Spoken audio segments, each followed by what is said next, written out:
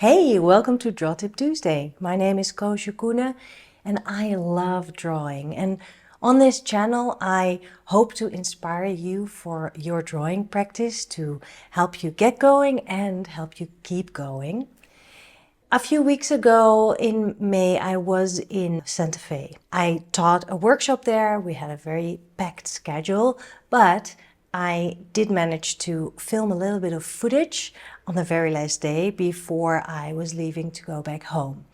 And at first I thought this would be exclusive stuff for Patreon, but I decided, let's just give it to everyone. I mean, it's just, I just filmed the process of drawing on location, and I'll talk you through it while you can see how it builds up, and I hope you enjoy it. Nearby the iconic water tower at Santa Fe Railyard, there's the Santa Fe Farmers Market. I had the morning off before going to the airport and I visited the farmers market. At first I thought it was way too overwhelming, but then I thought maybe it would be a great challenge actually. The sounds and all the people, the tick tick tick of the poet that was there as well, all the good stuff people were selling, there was smells.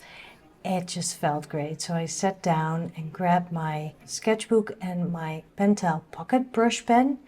I started with the chilli guy. He was right in front of me, so I started drawing him. And I already had a little bit of collage on my page because a few days before I had bought a bandana in the Folk Art Museum and I really liked the cards on it, so I just used that in my sketchbook as a little bit of a memento. And as I was drawing, two people were joining me at the table. This was like a communal table where people would eat their snacks and sit down and relax. And the two ladies who came sitting right in front of me, they were very curious about what I was drawing and they were excited about it too. Turns out that both of them are artists as well. And one of them a watercolor artist and the other one a paper art artist, which was really interesting. So while I was drawing, I was also chatting to them, which added another challenge. However, when I draw people, I do tend to sort of take a snapshot in my head of their posture.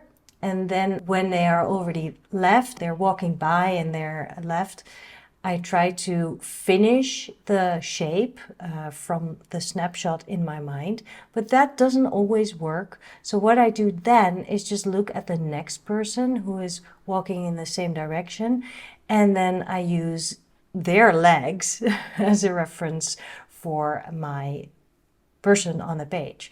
And this is also called Frankensteining. And as I was drawing, I was taking it all in. And if you've ever drawn on location, you know how all of it gets soaked up in the page. You get so much more out of it than just a drawing that might be good or not good. There's a lot of memory in here. I remember the conversation. I remember the faces of the ladies I was talking to. I remember what they were eating. And I can still hear the buzz of all the people inside of the market hall and also the tick, tick, tick of the poet, which I also added to my writing.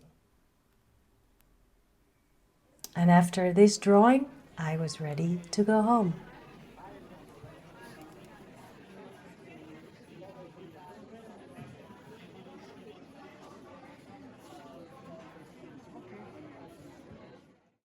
I hope this inspires you to be brave and courageous, to go on location and go and draw.